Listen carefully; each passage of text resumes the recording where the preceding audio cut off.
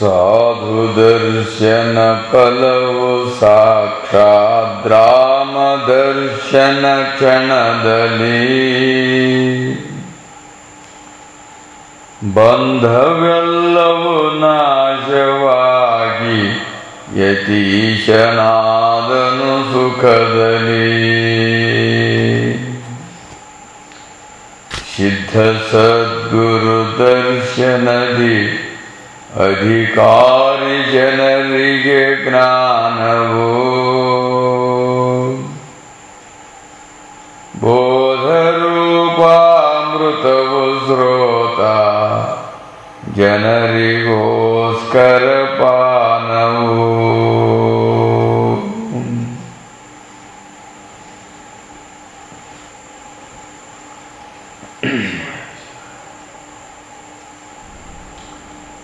ಶ್ರೀ ಗಣೇಶಾಯ ನಮಃ. ಶ್ರೀ ಗುರುಭ್ಯೋ ನಮಃ. ಶ್ರೀ ಸದ್ಗುರು ಸಿದ್ಧಾರೂಢ ಮಹಾಪ್ರಭುಗಳವರ ದಿವ್ಯ ಚರಿತ್ರೆಯಲ್ಲಿ ಇಂದು 37ನೇ ಅಧ್ಯಾಯವು ಪ್ರಾಪ್ತವಾಗಿರುವಂಥದ್ದು. ಗತ ಅಧ್ಯಾಯದಲ್ಲಿ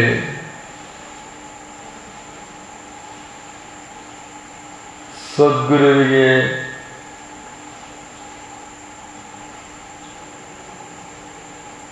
ಬಹಳಷ್ಟು ವಿನಯವಾಗಿ ವೈರಾಗ್ಯದಿಂದ ವಿವೇಕದಿಂದ ತನ್ನ ನಡೆನುಡಿಗಳಿಂದ ಪರಮ ಪ್ರೀತಿಗೆ ಪಾತ್ರನಾಗಿರ್ತಕ್ಕಂಥ ಪರಶುರಾಮ ಪಂತನು ಅವನ ನಡೆ ನುಡಿ ಆಚಾರ ವಿಚಾರಗಳು ಯಾರಿಗೆ ಪ್ರೀತಿಯಾಗಿದ್ದು ಅಂದರೆ ಸದ್ಗುರುವಿಗೆ ಪ್ರೀತಿಯಾಗಿದ್ದು.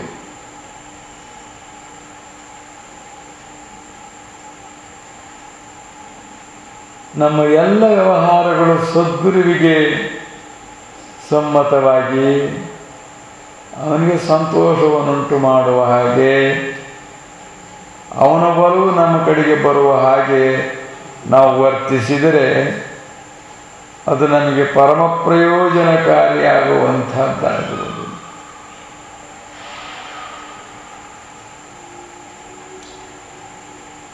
ನಾವು ಯಾರ್ಯಾರೋ ಸಲುವಾಗಿ ನಮ್ಮ ನಡೆನುಡಿಗಳು, ವೇಷಭೂಷಣಗಳು, ಭಾಷೆಗಳು, ವರ್ತನೆಗಳು, ಪ್ರಯತ್ನಗಳು, ಸಾಹಸಗಳು ಮಾಡ್ತೇವೆ. ಯಾರ್ಯಾರೋ ಪ್ರೇಮ ಗಳಿಸಿಕೊಳ್ಳಲಿಕ್ಕೆ ಬಹಳಷ್ಟು ಪ್ರಯತ್ನ ಮಾಡ್ತೇವೆ.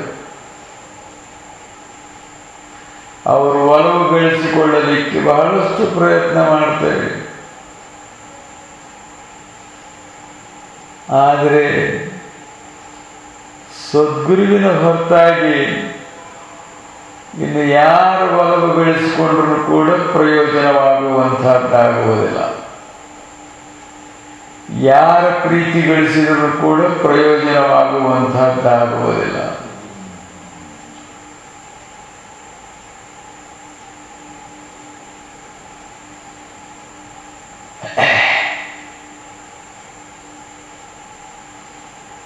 ನಾವು ಬಹಳಷ್ಟು ಪ್ರಯತ್ನ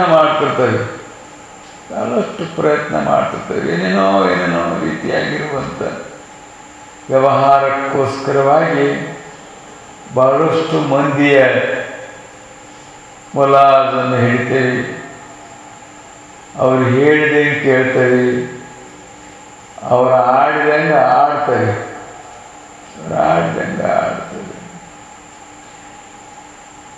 ಅವರು ಮಾಡಿದಂಗೆ ಮಾಡಿಸಿಕೊಳ್ತೇವೆ.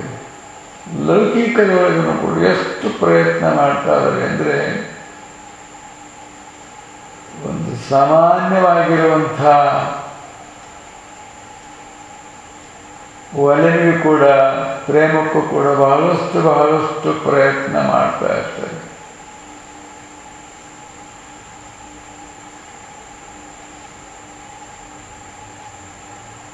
ಒಂದು ಚೆಂದಾಗಿ ಮುದ್ದಾದ ಇರ್ತಕ್ಕಂಥ ಶುಚಿರ್ಭೂತವಾಗಿರುವಂಥ ಮಗುವನ್ನು ಎತ್ತಿಕೊಳ್ಳಬೇಕೆನ್ನುವಂಥ ಉದ್ದೇಶದಿಂದ ಎಷ್ಟು ಪ್ರಯತ್ನ ಮಾಡ್ತಿರ್ತವೆ ಅದಕ್ಕೆ. ಅದು ಹೊಸಬರಾಗಿದ್ದರೆ, ಅದು ಬರಲಿಲ್ಲದ್ರೆ ಅದನ್ನು ತೋರಿಸಿ, ಇದನ್ನು ತೋರಿಸಿ, ಅದನ್ನು ಕೊಡ್ತೇನೆ ಎಂದು, ಇದನ್ನು ಕೊಡ್ತೇನೆ ಎಂದು ಏನೇನೋ ಬಹಳಷ್ಟು ಪ್ರಯತ್ನ ಮಾಡ್ತಿರ್ತವೆ, ಬಹಳಷ್ಟು ಪ್ರಯತ್ನ ಮಾಡ್ತಿರ್ತವೆ. ಯಾವುದರ ಒಂದು ಅಂಗಡಿ ಹೋಗಿದ್ವಿ, ಏನಾರ ಸಾಮಾನು ಬೇಕಾಗಿತ್ತದು ಅಂದರೆ ಎಷ್ಟು ಪ್ರಯತ್ನ ಮಾಡ್ತಾವನಲ್ಲಿ ಉಳಿಸಿಕೊಳ್ಳಿಕ್ಕೆ, ಅದನ್ನು ಪಡಿಲಿಕ್ಕೆ. ಲೌಕಿಕದವರಿಗೆ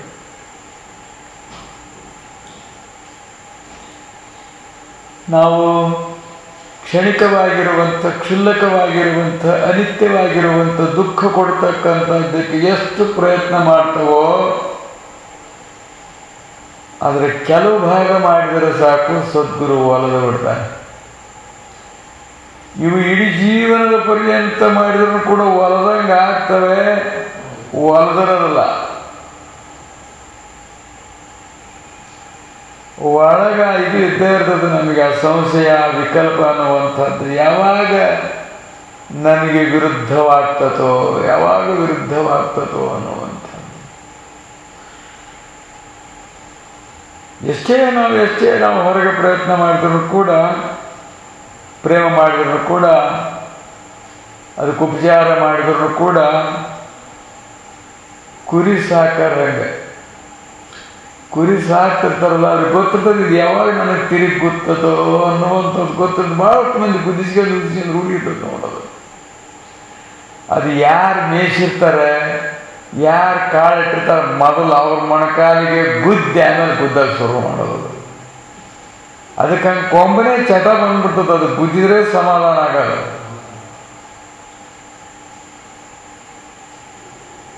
ಮೇಷ್ಟನಿಗೆ ಮೊದಲು ಗುದ್ದದದು ಅಂತೀವಿ. ಹಂಗೆ ನಾವೇನೇನೇನೇನು ಆಸೆ ಪಟ್ಟದವೋ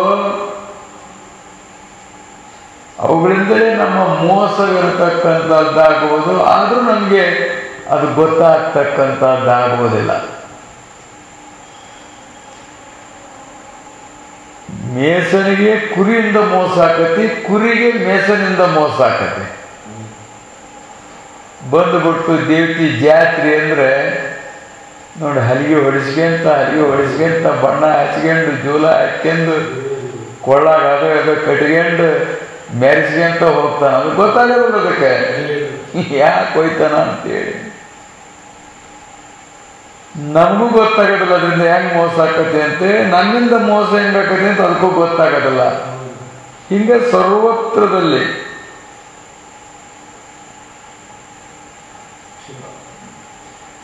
ದರ್ವೊಂದು ಕ್ಷಣದಲ್ಲಿ ಅದೇ ಪ್ರಸಂಗವಾಗ್ತಕ್ಕಂಥದ್ದಾಗ್ತಾ ಇರ್ತೈತಿ. ಆದ್ರೂ ಕೂಡ ಮರಳಿ ಮರಳಿ ಮರಳಿ ಮರಳಿ ಮತ್ತೆ ನಾವು ಅದನ್ನೇ ಮೋಹಿಸ್ತಾ ಇರ್ತೇವೆ. ಮರಳಿ ಮರಳಿ ಅದನ್ನೇ ಮೋಹಿಸ್ತಾ ಇರ್ತೇವೆ. ಆದರೆ ಪರಶುರಾಮ ಪಂಥನು ಯಾರ ಪ್ರೀತಿಗೆ ಪಾತ್ರನಾದ ಅಂದ್ರೆ ಸದ್ಗುರುವಿನ ಪ್ರೀತಿಗೆ ಪಾತ್ರನಾದ. ಸದ್ಗುರುವಿನ ಒಲವನ್ನು ತಾನು ಸಂಪಾದನೆ ಮಾಡಿಕೊಂಡ.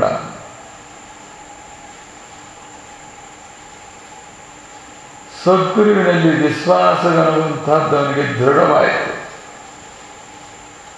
ಯಾಕೆ ಇಷ್ಟೆಲ್ಲ ಆಯ್ತಂದ್ರೆ ಬಹಳಷ್ಟು ತಳಮಳಗೊಂಡು ಅದರಿಂದ ಬೇಸತ್ತು ಅದನ್ನು ಬ್ಯಾಡ ತ್ಯಾಗ ಮಾಡಿ ಬಂದದ್ದ. ನಮಗೆ ಬೇಸರವಾಗಿರುವಂಥದ್ದಾಗಿರುವುದಿಲ್ಲ, ಎಷ್ಟೇ ಅನುಭವಿಸಿದ್ರು ಕೂಡ ಬೇಸರವಾಗಿರುವುದಿಲ್ಲ. ಮತ್ತು ಅದನ್ನು ಆಸೆ ಮಾಡಿಕೊಂಡೇ ನಾವು ದುಃಖ ಕೊಡುವಂಥದ್ದನ್ನು ಆಸೆ ಮಾಡಿಕೊಂಡೇ ಮತ್ತು ಬರ್ತಕ್ಕಂಥದ್ದು, ಬೇಡ್ತಕ್ಕಂಥದ್ದು, ಪಡಿತಕ್ಕಂಥದ್ದು. ಅದರಿಂದಲೇ ಸದ್ಗುರುವಿನ ಪೂರ್ಣ ಒಲಿಮೆ ಎನ್ನುವಂಥದ್ದು ಪ್ರಾಪ್ತವಾಗುವುದಿಲ್ಲ. ಸದ್ಗುರುವಿನ ಒಲಿಮೆ, ಅವನ ಪ್ರೇಮ, ಅವನ ಅಭಿಮಾನ, ಅವನ ಮೋಹ ನಮ್ಮ ಮೇಲೆ ಯಾವಾಗ ಬರ್ತದೆ ಅಂದರೆ ನಾವು ಪರಿಶುದ್ಧರಾದಾಗ ಪರಿಶುದ್ಧ ನಡೆನುಡಿಗಳಿದ್ದಾಗ, ನಮ್ಮ ಗುರಿ ಎನ್ನುವಂಥದ್ದು ಮೋಕ್ಷವಿದ್ದಾಗ ಮಾತ್ರ ಅವನ ಒಲಿಮೆ ಎನ್ನುವಂಥದ್ದು ಪ್ರಾಪ್ತವಾಗ್ತದೆ. ಈ ತಾಯಿಯ ಒಲಿಮೆ ಮಕ್ಕಳಿಗೆ ಆಗಬೇಕಾದ್ರೆ ಅವ್ರು ಚೆನ್ನಾಗಿ ಓದಬೇಕು, ಚೆನ್ನಾಗಿ ಆರೋಗ್ಯವಂತರಿರ್ಬೇಕು, ಚೆನ್ನಾಗಿ ಸ್ವಭಾವ ಇರಬೇಕು, ಹೇಳಿದ ಕೇಳಬೇಕು, ದುಶ್ಚಟಗಳಿಗೆ ಈಡಾಗಿರಬಾರ್ದು. ಹಿಂಗೆಲ್ಲ ಇದ್ರೆ ತಾಯಿ ಪ್ರೇಮ ಮಾಡ್ತಾಳ. ಮತ್ತು ಇದಕ್ಕೆ ವಿರುದ್ಧವಾಗಿದ್ಲು ಅಂದರೆ ಆಕೆ ಪ್ರೇಮ, ಆಕೆ ಮೋಹ, ಆಕೆ ಅಭಿಮಾನ, ಆಕೆ ವಿಶ್ವಾಸ ಇರ್ತದೇನೋ ಅಂದರೆ ಇರೋದಿಲ್ಲ, ಅದು ಹೋಗಿಬಿಡ್ತದೆ. ಹೇಳಿ ಹೇಳಿ ಹೇಳಿ ಹೇಳಿ ಸಾಕಾಗಿ ಆಮೇಲೆ ಆಕೆ ತಾನೇ ಶಪಸಕ್ಕೆ ಶುರುವಾಗಿಬಿಡ್ತಕ್ಕಂಥವಳಾದವಳು. ಲೌಕಿಕದೊಳಗೂ ಕೂಡ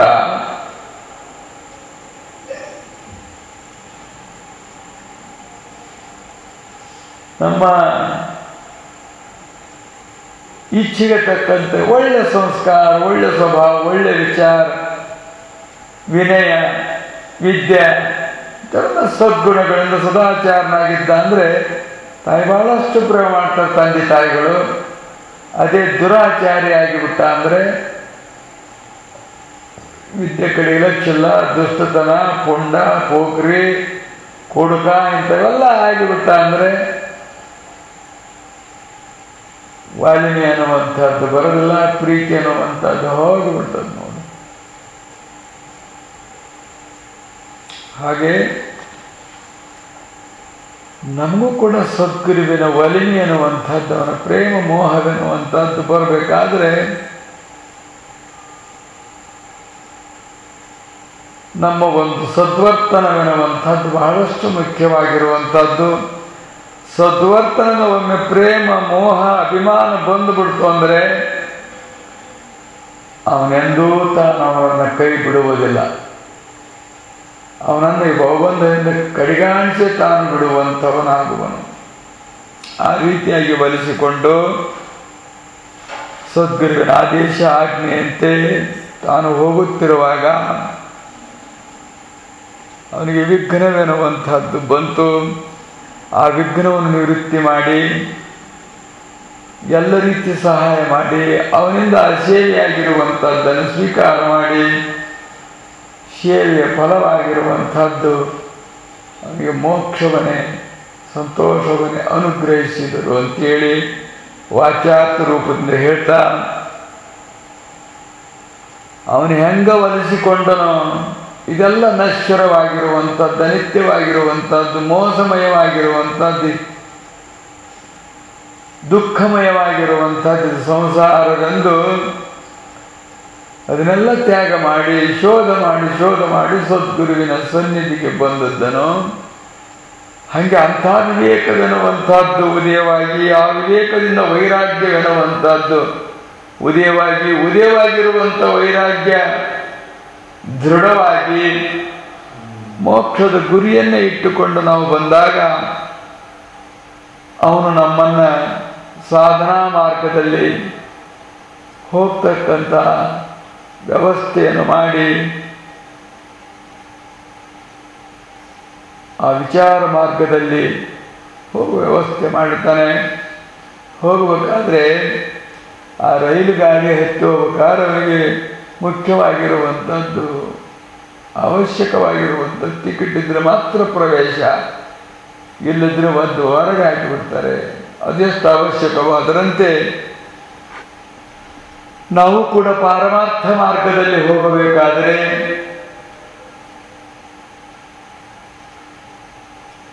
ಸದ್ಗುರುವಿನ ಅನುಗ್ರಹವಾಗಿರುವಂಥದ್ದು ಬಹಳಷ್ಟು ಮುಖ್ಯವಾಗಿರುವಂಥದ್ದು.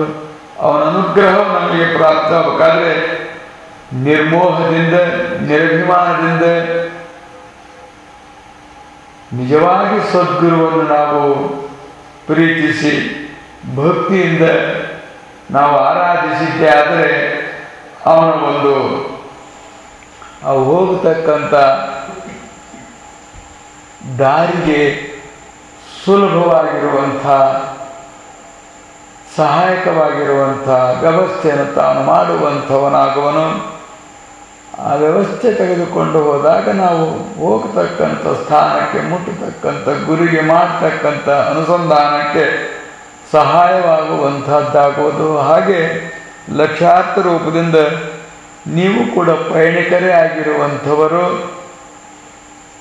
ನೀವು ಪಯಣ ಮಾಡಬೇಕಾದ್ರೆ ಅವನಿಗೆ ಹೆಂಗೆ ಟಿಕೆಟ್ಗಳು ಬಹಳಷ್ಟು ಅವಶ್ಯಕವಾಗಿದ್ದವೋ ಅದರಂತೆ ನಮಗೂ ಕೂಡ ಸದ್ಗುರುವಿನ ಒಲಿಮೆ ಅನ್ನುವಂಥದ್ದು ಬಹಳಷ್ಟು ಅವಶ್ಯಕವಾಗಿರುವಂಥ, ಅವನ ಒಲಿವಿನಂತೆ ನಾವು ಹೋಗಬೇಕು.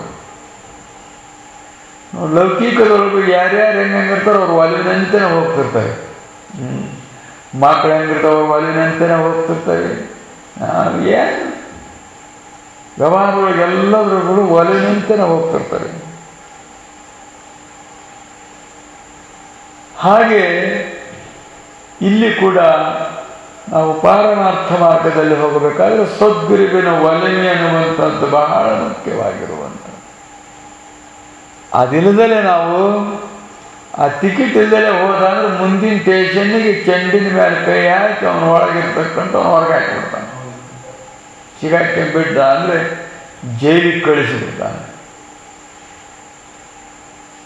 ಹಂಗೆ ಅವನು ಒಲಿಮೆ ಇಲ್ಲದಲೇ ನಾವು ಯಾವ್ಯಾವುದೋ ಈ ಸಾಧನ ಮಾರ್ಗದಲ್ಲಿ ಹೋದ್ವಿ ಅಂದರೆ ಅವು ಖಂಡಿತವಾಗಿ ಫಲಿಸುವಂಥದ್ದಾಗುವುದಿಲ್ಲ, ಸಾಗುವಂಥದ್ದು. ಅದಕ್ಕೇ ಗುರುವರ ನೊಲವಿಲ್ಲದವನು ಏನನ್ನೋದಲು ದೊರೆಯಲರಿಯದು ಸಮ್ಯಜ್ಞಾನ ಅಂತೇಳಿ.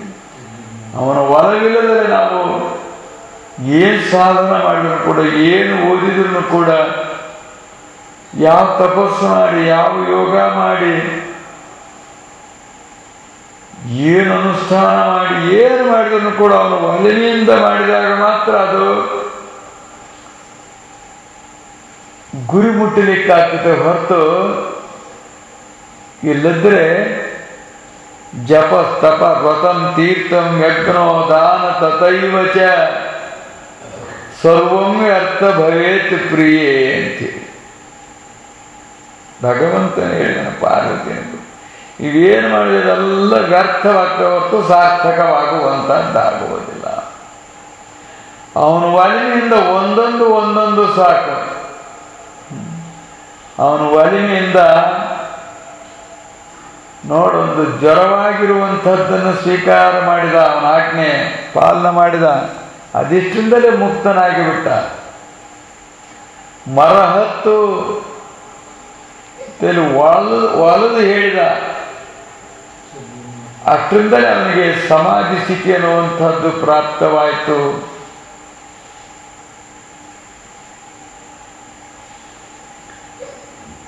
ಏನು ಅಂದ್ರೆ ಒಲವಿಲ್ಲದಲೇ ನಾವು ಏನು ಮಾಡಿದ್ರು ಕೂಡ ಅದೇನೂ ನಮಗೆ ಫಲಕಾರಿಯಾಗುವಂಥದ್ದಾಗುವುದಿಲ್ಲ. ಆದ್ದರಿಂದ ಅವನ ಒಲವಾಗಿರುವಂಥದ್ದನ್ನು ಸಂಪಾದನೆ ಮಾಡಿಕೊಂಡು ನಾವು ಪಾರಮಾರ್ಥ ಮಾರ್ಗದಲ್ಲಿ ಪ್ರವೃತ್ತರಾದಿವೆ ಅಂದರೆ ದಿನದಿನಕ್ಕೂ ಅದು ನಮಗೆ ಬಹಳಷ್ಟು ಪ್ರಯೋಜನ, ಪರಮಾನಂದವಾಗಿರುವಂಥದ್ದನ್ನು ಕೊಡ್ತಾ ನಿಜವಾಗಿರುವಂಥ ಸ್ಥಿತಿ, ಮೋಕ್ಷ ಸ್ಥಿತಿಗೇನೆ ತಾನು ಒಯ್ಯುವಂಥದ್ದಾಗುವುದು. ಅವರೆಂಗ ಹೋಗಿ ಆ ಗಮ್ಯ ಸ್ಥಾನಕ್ಕೆ ಹೋಗಿ ತಾವು ಸಂತೋಷಪಟ್ಟರು, ಅಲ್ಲಿರ್ತಕ್ಕಂಥವರೆಲ್ಲರನ್ನೂ ಸಂತೋಷಪಟ್ಟರು. ಅದರಂತೆ ನಮ್ಮ ವೃತ್ತಿಗಳು ಕೂಡ ಹಂಗೆ ಹೋದಾಗ ಅನೇಕ ವೃತ್ತಿಗಳೆಲ್ಲ ಸಂತೋಷವಾಗ್ತಕ್ಕಂಥದ್ದಾಗುವುದು. ವೃತ್ತಿಗೆ ಕಾರಣವಾಗಿರುವಂಥ ಮನಸ್ಸು ಕೂಡ ಸಂತೋಷವಾಗುವಂಥದ್ದಾಗುವುದು. ಎಲ್ಲ ಕಾರಣಗಳ ಭಂಗವೆನ್ನುವಂಥದ್ದು ಹೆಂಗುವಂಥದ್ದಾಗುವುದು. ಆದ್ದರಿಂದ ನೀವೆಲ್ಲರೂ ಅದೇ ರೀತಿಯಾಗಿರುವಂಥ ಪ್ರಯತ್ನವನ್ನು ಮಾಡಿರಿ ಎನ್ನುವಂಥ ಉಪದೇಶವನ್ನೇ ವಾಚ್ಯಾರ್ಥ ರೂಪದಿಂದ, ಹಾಗೆ ಲಕ್ಷ್ಯಾರ್ಥ ರೂಪದಿಂದ ನಮ್ಮನ್ನು ಕುರಿತು ಉಪದೇಶ ಮಾಡಲ್ಪಟ್ಟರು ಪ್ರಸಂಗ. ಅದನ್ನೇ ಒಮ್ಮೆ ಸ್ಮರಣಕ್ಕೆ ತಂದು ತಟಸ್ಥ ಮಾಡಿ ಸದ್ಯ ಪ್ರಾಪ್ತವಾಗಿರುವಂಥ ಅಧ್ಯಾಯದಲ್ಲಿ ಪ್ರವೃತ್ತಿ. ಸಿದ್ಧಾರೂಢನೆ ನಿನಗೆ ನಮಸ್ಕಾರ ಮಾಡುತ್ತೇನೆ, ಅಜ್ಞರಾದ ನಮಗೆ ನಿನ್ನ ಪಾರವು ತಿಳಿಯಲಾಗದು. ಅವನ ಮಹಿಮೆ ಇಷ್ಟೇ ಐತಿ, ಹೀಗೆ ಐತಿ, ಹಿಂಗ ಅದನ ಅಂತೇಳಿ ಅಜ್ಞರಾದಂಥವ್ರಿಗೆ ಗೊತ್ತಾಗುವಂಥದ್ದಾಗುವುದಿಲ್ಲ. ಸುಜ್ಞರೆನಿಸಿಕೊಂಡವ್ರಿಗೇನೆ ಗೊತ್ತಾಗ್ತಕ್ಕಂಥದ್ದಾಗಿಲ್ಲ. ಹರಿಹರ ಬ್ರಹ್ಮಾದಿಗಳಿಗೇನೆ ಅದು ಅವನ ಮಹಿಮೆ ಅನ್ನುವಂಥದ್ದು ಎಷ್ಟೈತಿ ಅನ್ನತಕ್ಕಂಥದ್ದು ಗೊತ್ತಾಗಿಲ್ಲ. ಹಂಗೆ ಅಪಾರವಾಗಿರುವಂಥದ್ದು, ಅನುಪಮವಾಗಿರುವಂಥದ್ದು ಸದ್ಗುರುವಿನ ಮಹಿಮೆ. ಅಂಥದ್ರೊಳಗೆ ಅಜ್ಞರಾಗಿದ್ವಿ ಅಂದರೆ ಅದು ಖಂಡಿತವಾಗಿ ತಿಳಿಯಲಾಗುವುದಿಲ್ಲ. ಈ ಭವಸಾಗರವನ್ನು ನಮ್ಮನ್ನು ಮುಳುಗಿಸುತ್ತಿರುವಾಗ ನಮ್ಮನ್ನು ತಾರಿಸುವುದಕ್ಕೋಸ್ಕರವಾಗಿ ಅವನು ನೌಕಾರೂಪನಾಗಿರುವಂಥವನಾಗಿರುವನು. ಭವಸಾಗರದಲ್ಲಿ ನಾವು ಮುಳುಗ್ತಾದರೆ ನಾವು ಮಾಡೋ ಸಾಧನೆಗಳು, ನಮ್ಮ ಪ್ರಯತ್ನಗಳು, ನಮ್ಮ ಇಚ್ಛೆಗಳು, ನಾವು ಹೊಂದಿರುವವು, ನಾವು ಆಶ್ರಯ ಮಾಡಿಕೊಂಡ್ರು ಎಲ್ಲವೂ ನಮ್ಮನ್ನು ಈ ಭವನದಿಯೊಳಗೆ ಮುಳುಗಿಸುವಂಥವು ಹೊರತು ಇದರಿಂದ ತೇಲಿಸುವಂಥವುಗಳನ್ನು ನಾವು ಹಿಡಿದಿರೋ ಸಾಧನೆಗಳೆಲ್ಲವೂ ನಮ್ಮನ್ನ ಇನ್ನಷ್ಟು ಪಾತಾಳಕ್ಕೆ ಹೋಯ್ತಕ್ಕಂಥವು, ಪಾತಾಳಕ್ಕೆ ಹೋಯ್ತಕ್ಕಂಥವು.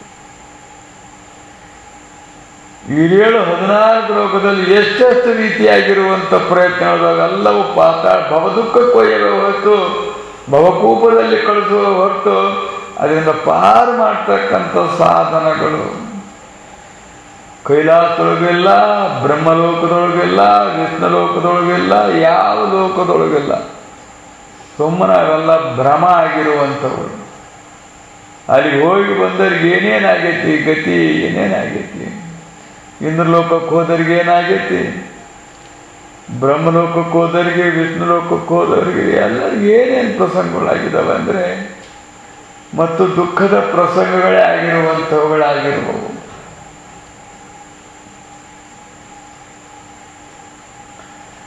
ಆದ್ದರಿಂದ ಈ ದುಃಖದಿಂದ ಪಾರು ಮಾಡ್ತಕ್ಕಂಥ ಸಾಧನವಿರತಕ್ಕಂಥದ್ದು, ಏಕೈಕ ಸಾಧನವಿರತಕ್ಕಂಥದ್ದು ಸದ್ಗುರುವಿನ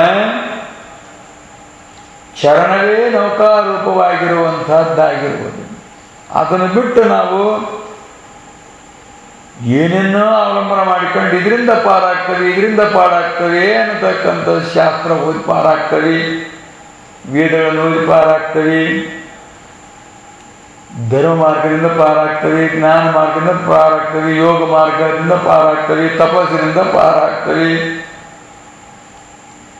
ಎಲ್ಲ ಸಾಧನಗಳು ಕೂಡ ಅವನು ಹೊಂದಲಿಕ್ಕೆ ನಾವು ಸಹಾಯಕ ಮಾಡ್ಕೊಂಡು ಇಷ್ಟು ಮಟ್ಟಿಗೆ ಇಟ್ಕೊಂಡ್ವಿ ಅಂದರೆ ಅವು ಪ್ರಯೋಜನಕಾರಿ ಆಗ್ತವೆ. ಅದನ್ನು ಬಿಟ್ಟು ಅವುಗಳಿಂದಲೇ ನಾವು ಹೋಗ್ತೇವೆ ಅಂದರೆ ಅದಕ್ಕೆ ಶರಣರು ತಮ್ಮ ಕೃತಿಯಲ್ಲಿ ಹೇಳಿದ್ದಾರೆ, ಶಿಲೆಯ ತೆಪ್ಪವನೇರಿ ಜಲವ ದಾಟುವೆನೆಂಬ ಬಲುಮೂಢತನವ ತೊಲಗಿಸನ್ನ ನುಳಿಕೋ ಶ್ರೀ ಗುರು ಕೃಪೆಯಾಗೋ ಅಂತೇಳಿ.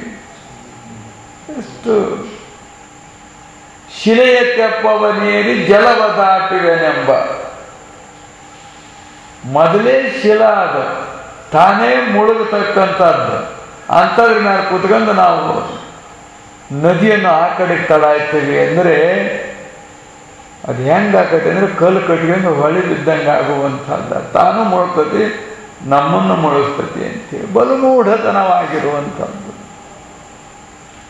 ಖಂಡಿತವಾಗಿ ಇವ್ಯಾವುದರಿಂದಲೂ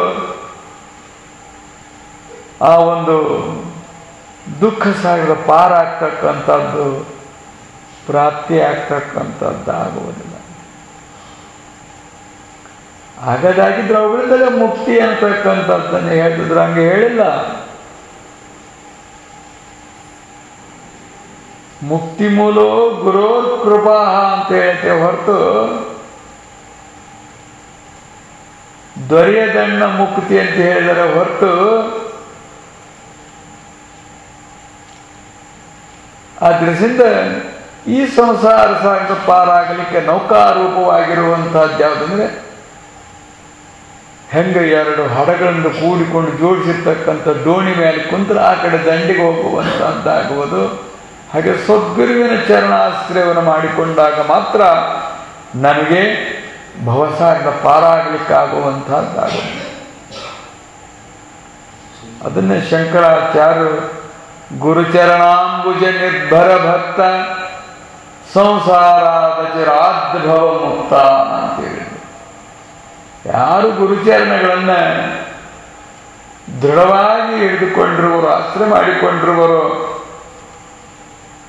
ಅದನ್ನು ಹೃದಯದಲ್ಲಿ ಸ್ಥಾಪನೆ ಮಾಡಿಕೊಂಡಿರುವರು ಅಂಥವರು ಮಾತ್ರ ದೃಢವಾಗಿ ಹಿಡಿದುಕೊಂಡಿರ್ತಕ್ಕಂಥ ನಿರ್ಭರ ಭಕ್ತ, ನಿಜವಾಗಿ ನಂಬಿಕೊಂಡಿರುವಂಥ ಭಕ್ತ, ದೃಢವಾಗಿ ಹಿಡಿದುಕೊಂಡಿರುವಂಥ ಭಕ್ತ. ನಾವು ಹಿಡ್ಕೊಂಡಿರ್ತೇವೆ ಹೆಂಗೆ ಹಿಡ್ಕೊಂಡಿರ್ತೇವೆ ಅಂದರೆ ಬಿಡೋದು ಹಿಡಿಯೋದು ಆ ರೀತಿಯಾಗಿರುವಂಥದ್ದು. ಒಂದೇ ರೀತಿಯಾಗಿ ಒಮ್ಮೆ ಹಿಡಿದ್ವಿ ಅಂದರೆ ಕೊನೆ ತನಕ ಒಂದೇ ರೀತಿಯಾಗಿ ಇರತಕ್ಕಂಥದ್ದಾಗುವುದಿಲ್ಲ. ಭಾವದಿಂದ ಹಿಡಿಬೇಕು, ನಾವು ಮನಸ್ಸಿನಿಂದ ಹಿಡಿಬೇಕು. ನಾವು ಅದನ್ನು ಬಿಟ್ಟು ಸಿಕ್ಕಾಗ ಒಂದು ಗಟ್ಟಿಯಾಗಿ ಹಿಡಿದು ಹಿಸುಕ್ತಾ ಇರ್ತಾರೆ. ಗಟ್ಟಿಯಾಗಿ ಹಿಡಿಯೋದು ಅಂದರೆ ಹೆಂಗಂದ್ರೆ ಬಂದು ಹಿಡ್ಕೊಂಡು ಗಟ್ಟಿಯಾಗಿ ಹಿಸುಕಕ್ಕೆ ಶುರು ಮಾಡ್ಬಿಡ್ತಾರೆ. ಹಿಂಗೆ ಕೈಲೇ ಹಿಸಿಗೆ ಗಟ್ಟಿ ಹಿಡ್ಕೊಂಡ್ರೆ ಆಗೋದಿಲ್ಲ. ಅದು ಮನಸ್ಸಿನಿಂದ ಹಿಡಿಬೇಕು, ಭಾವದಿಂದ ಹಿಡಿಬೇಕು. ಅವರು ಖಂಡಿತವಾಗಿ ಸಂಸಾರಾದ ಚಿರಾದ್ ಭವ ಮುಕ್ತ, ಗುರುವಿನ ಭವನದಿ ತರಹಿ ನಹಿ ಕೊಯ್ ಶಂಕರ ವಿರಂಚಿ ಸಮಹೋಯಿ ಅಂತೇಳಿ ಮಹಾತ್ಮ ಹೇಳಿದ್ದಾರೆ. ಶಂಕರನ ಸಮಾನವಾಗಿದ್ದರೂ ಕೂಡ ಇದರಿಂದ ಪಾರ ಮಾಡಲಿಕ್ಕೆ ಅವನಿಗೆ ಆಗುವುದಿಲ್ಲ, ಅವನ ಯೋಗ್ಯತೆ ಅಲ್ಲ, ಅವನ ಅಧಿಕಾರವಲ್ಲ. ಅವನ ಹೊರತಾಗಿ ಭವನದಿಯಿಂದ ಪಾರ ಮಾಡಲಿಕ್ಕಾಗುವಂಥದ್ದಾಗುವುದಿಲ್ಲ. ನೋಡಿ, ಈ ನದಿಯಿಂದ ತಳಸ್ಬೇಕಾದ್ರೆ ಅವನು ಅಂಬಿಗನೇ ಬೇಕಾಗ್ತದೆ. ತುಂಬಿದ ಹೊಳೆಯೊಳಗೆ ಆ ದೋಣಿ ಹೆಕ್ಕೊಂಡು ಹೋಗ್ಬೇಕಾದ್ರೆ ಅವನಿದ್ರೆ ಮಾತ್ರ, ಅವನು ಬಲ್ಲನಿದ್ದಾಗ ಅವಂತ ದೋಣಿ ಹಾಕೊಂಡ್ರೆ ಮಾತ್ರ ನಾವು ಆ ದಂಡಿ ಮುಟ್ತೇವೆ. ಯಾವ ಚೇಷ್ಟಿ ಮಾಡಕ್ಕೆ ಗಳ ಹಿಡ್ಕೊಂಡು ನಿಂತದ್ದು ಅಂದ್ರೆ ಇವನ ನಂಬಿಗ ಅಂತ ಹೇಳಿ, ನಾನು ನಂಬಿಗ ಬರ್ರಿ ತಡಾಸ್ತೇನೆ ಅಂತೇಳಿ ಅಂದ್ರೆ ಕುತ್ಕೊಂಡ್ರೆ ಶೈಲಿಗೋ ತಿರುವಿನ ಮಾಡಕ್ಕೋ ಹೋಗಿ ಅವನು ಹಾಳಾಗ್ತಾನ, ನಮ್ಮನ್ನು ಹಾಳು ಮಾಡಿಬಿಡ್ತಾನ. ನಿಜವಾದ ಅಂಬಿಗನನ್ನು ಆಶ್ರಯ ಮಾಡಿದಾಗ ಮಾತ್ರ ಆ ಕಡೆ ದಡಕ ಹೋಯ್ತಕ್ಕಂಥದ್ದಾಗುವುದು. ಆ ಶಳಿವಿನಲ್ಲಿ ಅವನು ಕೂಡ ಒಮ್ಮೊಮ್ಮೆ ಬಹಳಷ್ಟು ಸಾಹಸ ಮಾಡ್ಬೇಕಾಗತ್ತೆ. ಈ ದೊಡ್ಡ ಹೊಳಿ ಬಂದಾಗ ನೋಡ್ಬೇಕು, ಅವರು ದೋಣಿ ಬಿಡೋದು ನೋಡ್ಬೇಕು. ಏಣಿ ಮುಂದೆ ಹತ್ತಬೇಕಾದ್ರೆ ಈ ಕಡೆ ಪಾಮನಹಳ್ಳಿ ಮುಂದೆ ತರೋದವರು ದೋಣಿಗಳನ್ನು. ಮುಖ್ಯವಾದಂಥ ನಾವು ಬಹಳಷ್ಟು ಧೈರ್ಯಶಾಲಿಯಾಗಿರಬೇಕು. ಸಹಾಯಕ್ಕೆ ಇಟ್ಕೊಂತಿದ್ದ ಅದು ಅಲ್ಲಿದ್ದ ಬಿಟ್ಟರೆ ಈ ಮಠದ ಹತ್ತತ್ರ ಬಂದು ಮತ್ತೆ ಇಲ್ಲಿದ್ದ ಹತ್ಲ ಹೊಡೆಯೋದು ಆ ದೋಣಿಯಲ್ಲಿ ಶಳ ಬಂದ್ಬಿಟ್ಟದ. ಆ ಸಮಯದಲ್ಲಿ ಏನು, ಆ ಸಮಯದಲ್ಲಿ ಅವರು ಮಾಡ್ಕೊಂತ ಕ್ವಾಟಿ ಕಾಲಿ ತಿರುಗಿಣಿ ಮಡಗೋಯ್ತಿ, ಅದನ್ನು ತಪ್ಪಿಸ್ಕೊಂತ ಮತ್ತೆ ನಡವಳಿಗೆ ಒಯ್ಬೇಕು. ಈ ಕಡೆ ದಂಡಿ ಬರಬೇಕು, ಆ ಕಡೆ ದಂಡಿ ಹೋಗ್ಬೇಕು, ಮತ್ತು ಮಡ ತಪ್ಪಿಸಿ ತಗೊಂಬಂದು ಆಮೇಲೆ ದಾಟಿ ಹೋಗೋದು, ಅದನ್ನು ಮತ್ತೆ ಎಳೆದು ತಂದಲ್ಲಿ ಕುಣಿಸೋದು. ಅದು ನೋಡ್ಬೇಕಲ್ಲ ಆ ಸಮಯದಲ್ಲಿ ಅವರ ಆಡ್ತಕ್ಕಂಥದ್ದು. ಹಾಗೆ ಈ ಮಾಯಾ ಶೆಳವಿನಲ್ಲಿ ನಮ್ಮನ್ನು ಒಯ್ದು ಎಲ್ಲೆಲ್ಲೋ ಒಯ್ದು ಮುಟ್ಟಿಸ್ತಕ್ಕಂಥವುಗಳಾಗುವು. ಅದನ್ನೆಲ್ಲ ತಪ್ಪಿಸ್ತಾ ನಾವು ಮುಟ್ತಕ್ಕಂಥ ದಂಡಕ್ಕೆ ಹೋಗ್ಬೇಕಾದ್ರೆ ಅವನು ಬಹಳಷ್ಟು ಸಮರ್ಥನಾಗಿರುವಂಥ ಅಂಬಿಗನಾಗಿದ್ದರೆ ಮಾತ್ರ ಅದು ಸಾಧ್ಯವಾಗ್ತದೆ, ಹೊರತಿಲ್ಲದ್ರೆ ಆಗ್ತಕ್ಕಂಥದ್ದಾಗುವುದಿಲ್ಲ ಲೌಕಿಕ. ಅದರಂತೆ ಈ ಭವಸಾಗರನ ಪಾರು ಮಾಡಬೇಕು ಅಂದರೆ ಅದಕ್ಕೆ ಸಮರ್ಥನಾಗಿರುವಂಥವನು ಸದ್ಗುರುವೇ. ಅವನನ್ನು ಆಶ್ರಯ ಮಾಡಿದಾಗ ಮಾತ್ರ ಅದು ಖಂಡಿತವಾಗಿಯೂ ದಾಟತಕ್ಕಂಥದ್ದಾಗುವಂತಹದ್ದಾಗುವುದು. ಆದ್ದರಿಂದ ಅವನನ್ನೇ ನಾವು ಹಿಡಿದುಕೊಳ್ಳಬೇಕು. ಎಲ್ಲವನ್ನು ಬಿಟ್ಟು ಅವನನ್ನು ಹಿಡಿಬೇಕು. ಎಲ್ಲವನ್ನು ಅವನನ್ನು ಹಿಡ್ಕೊಂಡು ಹಿಡಿಯಕ್ಕೆ ಹೋಗ್ತಿರ್ತಾವೆ ನಾವು. ಎಲ್ಲವನ್ನು ಕೂಡಿಕೊಂಡು ಅವೆಲ್ಲವೂ ಇವನು ಹಿಡಿಯಕ್ಕೆ ಬಿಡೋದಿಲ್ಲ. ಇವನು ಬಹಳಷ್ಟು ಪ್ರಯತ್ನ ಮಾಡೋದು ಬಿಡೋದಿಲ್ಲ. ಆನಮನೆ ಆಗ್ತಕ್ಕಂಥದ್ದಾಗುವಂಥದ್ದಾಗುವುದು. ಆದ್ರಿಂದ ಅವನ ಅಕಸ್ಮಾತ್ ಆಗಿ ನಮ್ಮನ್ನು ಒಮ್ಮೆ ಕೈ ಹಿಡಿದ ಕೈ ಹಿಡಿದು ತನ್ನ ದೋಣಿಯೊಳಗೆ ಕುಂಡ್ರಿಸಿಕೊಂಡ ಅಂದರೆ ಖಂಡಿತವಾಗಿ ಆ ದಡಕ್ಕೆ ಬಂದಿರ್ತಾರೆ, ಹತ್ತಲಿಕ್ಕೆ ಆಗದೆ ಇರ್ತಕ್ಕಂಥವರಿಗೆ ಕೈ ಕೊಟ್ಟು ಅವನು ಹತ್ತಿಸ್ಕೊಂತ ಇರ್ತಾನೆ. ಅಂಬಿಗನಾಗಿರುವಂಥವನು ಅವ್ರ ಕೈ ಹಿಡಿದು ಹತ್ತಿಸ್ಕೊಂತ ಆಡ್ಕೊಂಡು. ಹಾಗೆ ಸದ್ಗುರು ಕೈ ಹಿಡಿದ ಅಂದರೆ ಖಂಡಿತವಾಗಿ ಬಿಡುವುದಿಲ್ಲ. ಅವನು ಕೈ ಹಿಡಿದ ಅಂದರೆ ಇವರು ಎಲ್ಲರೂ ಕೈ ಹಿಡಿತಾರೆ, ಹಿಡಿದವ್ರು ಹಂಗೆ ಹಿಡ್ಕೊಂಡೇ ಇರ್ತಾರೇನೋ ಅಂದರೆ ಅಲ್ಲೇ ಬಿಟ್ಬಿಡ್ತಾರೆ. ಹಿಡಿದು ಮಾರನೇ ದಿವಸನೇ ಬಿಡ್ತಾರೆ, ಹಿಡಿದು ಗಳಿಗೆಗೆ ಬಿಡೋರು ಕೆಲವರು ಅದಾರೆ. ಭಾಳಷ್ಟು ವ್ಯತ್ಯಾಸಗಳಿರ್ತಕ್ಕಂಥ ಪ್ರಸಂಗಗಳು. ಕೆಲವಾರು ದಿವಸ ಹಿಡ್ದಂಗೆ ಇರ್ತತಿ. ಆಮೇಲೆ ಹಿಡ್ಕೊಡ್ರಿ ಅಂದ್ರೆ ಹಿಡ್ಕೊಳೋದಲ್ಲ, ಲಗ್ನ ಆಗ್ಬೇಕಾದ್ರೆ ಮಾತ್ರ ಹಿಡ್ಕೊಂತಾರೆ. ಆನಂತರ ಅವ ಮಾತ್ರ ಗಂಟು ಹಾಕಿರ್ತಾರೆ, ಆಮೇಲೆ ಬಿಚ್ಚಿಬಿಡ್ತೈತೆ ಅದು, ಕೈ ಬಿಟ್ಟು ಬಿಡ್ತಾರೆ. ಇವ್ರೊಂದು ಕಡೆಗೆ ಅವ್ರೊಂದು ಕಡೆಗೆ ಭಾವ ಬದಲಿ ಆಗಿಬಿಡ್ತಕ್ಕಂಥದ್ದು. ಯಾರನ್ನೇ ನಾವು ಮಕ್ಕಳು ಭಾಳಷ್ಟು ಕೈ ಹಿಡಿದು ಆಡಿಸ್ತೇವೆ, ಓಡಾಡಿಸ್ತೇವೆ. ದೊಡ್ಡವಾಗ ಮಠ ಸ್ವಲ್ಪ ದೊಡ್ಡವಾದ್ಬಿಟ್ಟು ಅಂದ್ರೆ ನಮ್ಮ ಕೈ ಬಿಟ್ಟು ಹೋಗ್ಬಿಡ್ತಾವೆ. ಸ್ವತಂತ್ರ ಬಂದುಬಿಡ್ತು ಅಂದರೆ ಅವು ಕೈ ಬಿಡ್ತವೆ. ಏನೇನೋ ಹಿಡಿದಿರ್ತವೆ. ನಾವು ಮನೆ ಹಿಡಿದಿರ್ತೇವೆ, ಹೊಲ ಹಿಡಿದಿರ್ತೇವೆ, ಅಧಿಕಾರ ಹಿಡಿದಿರ್ತೇವೆ, ಏನೇನೋ ಹಿಡಿದಿರ್ತೇವೆ ನಾವು. ಅವು ಕೈ ಬಿಟ್ಟು ಹೋಗ್ತವೆ. ಒಮ್ಮೆ ಅವಾರ ಬಿಟ್ಟು ಹೋಗ್ತವೆ, ಇಲ್ಲ ಒಮ್ಮೆ ನಾವಾರ ಬಿಟ್ಟು ಹೋಗ್ತವೆ. ನೇಮವಾಗಿರುವಂಥದ್ದು ಯಾವೂ ಶಾಶ್ವತವಾಗಿ ಹಿಡಿತಕ್ಕಂಥವುಗಳಲ್ಲ.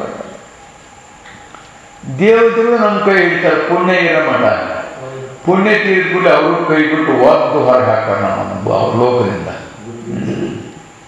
ಹೋಗೋದಿಲ್ಲ ಅಂದರೆ ಒದ್ದು ಹೊರಗೆ ಹಾಕ್ತಾರೆ. ಮತ್ತೆ ಅವ್ರದ್ದು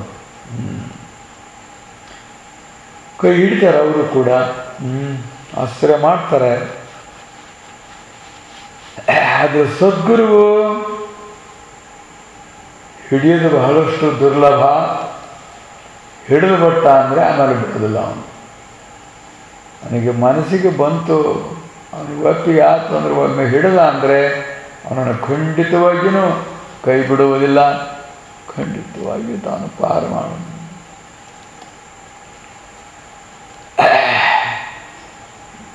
ಆದ್ದರಿಂದ ನಾವೇನು ಅಂದರೆ ನೋಡಿದರೆ ಅವನನ್ನು ನೋಡಬೇಕು, ಕೇಳಿದರೆ ಅವನ ಗುಣಗಾನವನ್ನು ಕೇಳಬೇಕು, ಹಾಡಿದರೆ ಅವನ ಗುಣಗಾನವಾಗಿರುವಂಥದ್ದನ್ನು ಹಾಡಬೇಕು, ಸ್ಪರ್ಶ ಮಾಡಿದರೆ ಅವನ ಚರಣವನ್ನು, ಭಾವಿಸಿದರೆ ಅವನನ್ನು, ಪ್ರೀತಿಸಿದರೆ ಅವನನ್ನು ಮೋಹಿಸಿ ಎಲ್ಲ ರೀತಿಯಾಗಿ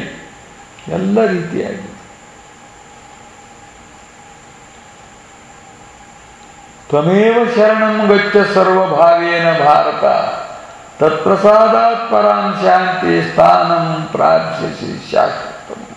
ಭಗವಂತ ತ್ವಮೇವ ಶರಣಂ ಗಚ್ಚಾಮಿ.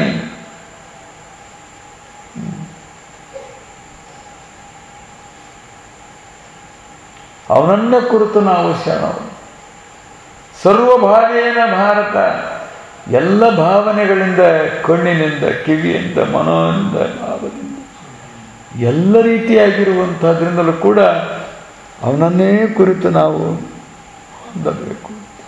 ಅವನ ಹೊರತಾಗಿ ಮತ್ತೊಂದು ಐತಿ ಅಂತ ಇಷ್ಟು ಬಂತು ಅಂದರೆ ಸಾಕು, ಅದು ನಮ್ಮ ಭಾವನೆ ಅನ್ನತಕ್ಕಂಥದ್ದು ಸದ್ಭಾವನೆ ಆಗ್ತಕ್ಕಂಥದ್ದಾಗುವುದು.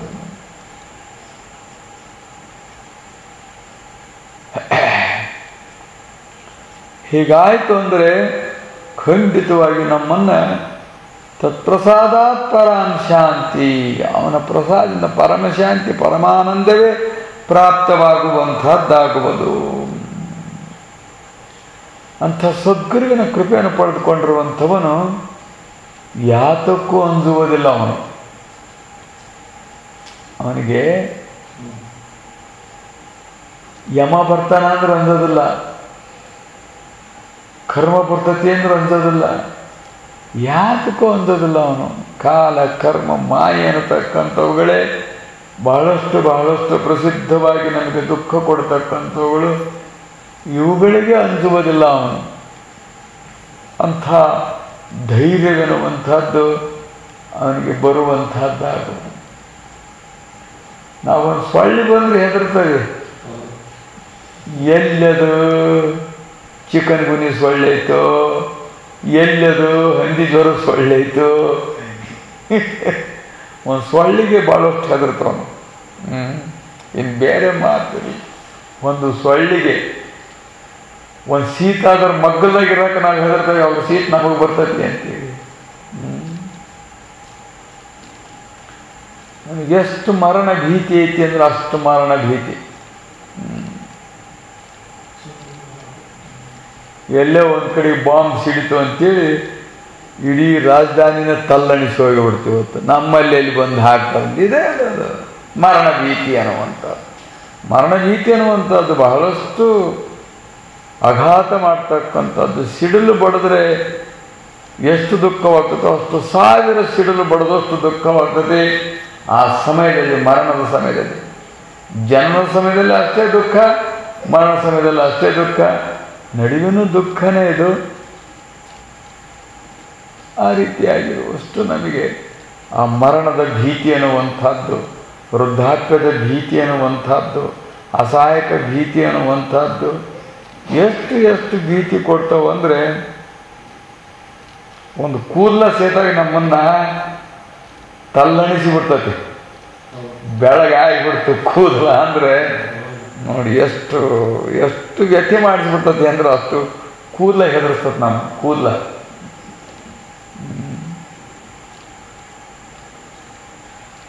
ಆ ದೃಷ್ಟಿಯಿಂದ ಅವನ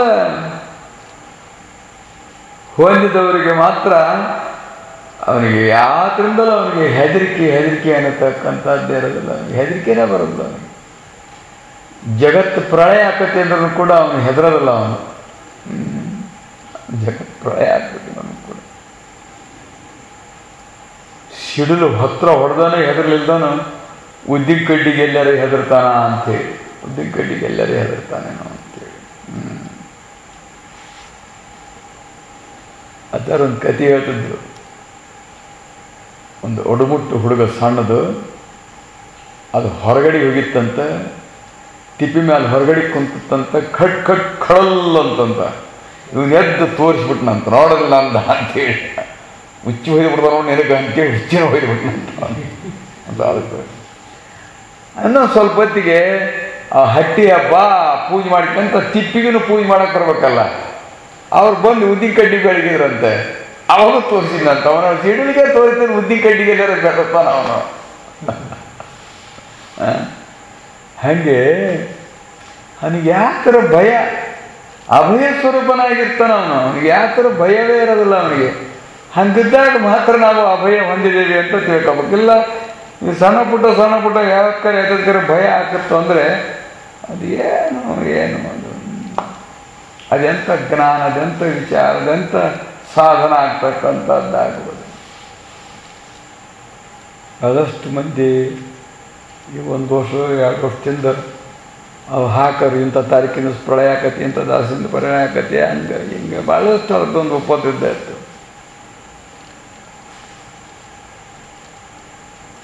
ನಮ್ಮನ್ನು ಬಂದು ಕೇಳ್ತಿದ್ರು, ಹಿಂಗೆ ಪ್ರಳಯ ಆಗ್ಬೋದು, ಹೆದರಿ ಪ್ರಳಯ ಆಕತಿ ಅಂದ್ರೆ ನಾವೆಲ್ಲ ಸತ್ತು ಬಿಡ್ತೇವೆ ಅಂತ.